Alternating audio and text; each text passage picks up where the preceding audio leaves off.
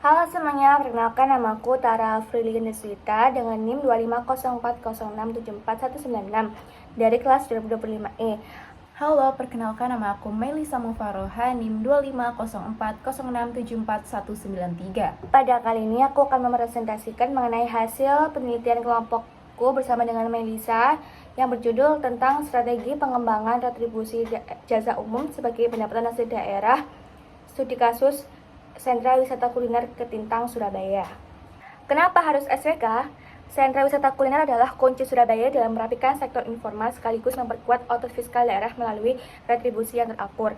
SWK Ketintang sendiri merupakan salah satu bentuk SWK yang maju dan berhasil serta ramai pengunjung. Jadi SWK Ketintang bisa jadi contoh sebagai tolak ukur dan best practice dalam SWK yang lain-lainnya. Menurut Willen and Hanger dalam penerapan strategi, yang pertama ada scanning atau pemindaian, yaitu membaca potensi PKL dan kesiapan SDM di lapangan sebelum dieksekusi. Yang kedua ada formulasi, yaitu menyusun blueprint dari penentuan lokasi hingga kebijakan nominal retribusi. Yang ketiga ada implementasi, yaitu aksi nyata, pemungutan retribusi dan manajemen operasional di SWK.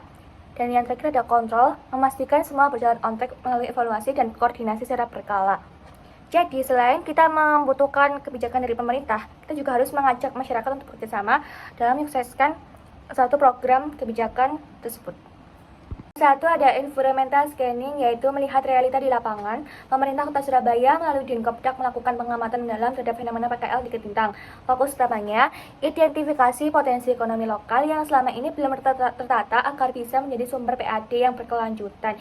Jadi tidak hanya menguntungkan hanya sektor UMKM saja, tetapi juga mampu memberikan kontribusi terhadap pendapatan asli daerah.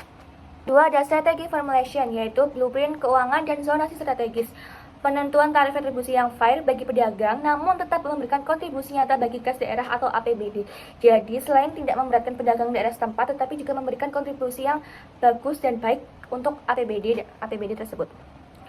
Zonasi strategis memilih Ketintang bukan tanpa alasan. Lokasi ini adalah gold mine karena dikelilingi oleh ribuan mahasiswa UNESA dan Telkom. Jadi SWK Ketintang sendiri ini merupakan SWK yang berada di antara dua kampus, yaitu UNESA dan Telkom. Jadi bisa jadi acuan untuk pembangunan SWK lainnya harus senantiasa memperhatikan kondisi sekitar. Oke, aku melanjutkan penjelasan dari rekan saya Tara. Lalu yang ketiga yaitu ada implementation, turning plan into action. Jadi implementasi di SWK Ketintang ini mencakup penataan 35 stand pedagang dalam ekosistem yang legal dan higienis. Dinkopdak turun langsung melakukan pengawasan sekaligus memastikan fasilitas seperti listrik dan air terpenuhi dengan baik. Berikut ada flow pengelolaan retribusinya. Yang pertama ada scanning, yang kedua ada planning, yang ketiga ada building, yang keempat ada relocating, dan yang terakhir ada optimizing. Jadi berikut ini visualisasi tahapan transformasi PKL menjadi kontributor PAD melalui model SWK. Selanjutnya yaitu ada Digital Push atau inovasi pembayaran yang ada di SWK Ketintang. Jadi di SWK Ketintang ini juga menerapkan cashless is key. Jadi salah satu strategi mutakhir di SWK Ketintang adalah penerapan sistem pembayaran digital atau KRIS. Jadi ini tuh bukan cuma soal gaya, tapi soal transparansi data transaksi agar pemerintah bisa memantau perputaran ekonomi secara real time. Di sini juga ada profil SWK Ketintang dengan angka, yaitu ada kapasitas pedagang dengan 35 stand dan fokus pada PKL warga Surabaya asli. Lalu ada biaya retribusi dari 60.000 sampai 90.000 tergantung pada jenis stand dan juga fasilitasnya. Dan yang ketiga ada target market, yaitu mahasiswa dan pegawai, karena di Ketintang ini ada dua universitas dan kantor-kantor sekitar, yaitu ada Universitas Negeri Surabaya dan juga Telkom University, lalu kantor-kantor sekitarnya. Dan yang terakhir ada sistem pembayarannya, yaitu hybrid, bisa cash dan juga bisa digital KRIS tadi, untuk mendorong digitalisasi melalui KRIS. Nah, mengapa semua ini penting? Karena 100% relokasi ini tuh sukses dan berhasil memindahkan PKL ke area yang lebih tertata tanpa mematikan rezeki mereka.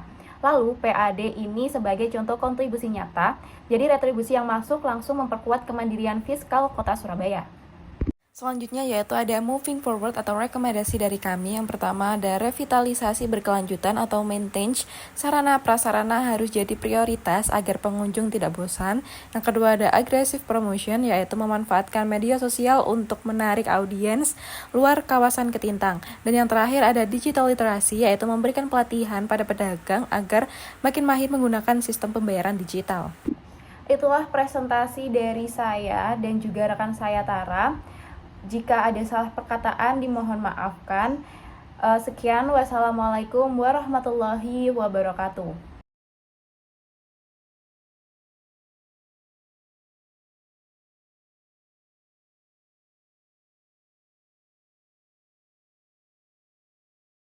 Nah, di sini ada moving forward atau rekomendasi dari aku sama Tara, yaitu yang pertama ada revitalisasi berkelanjutan atau maintenance.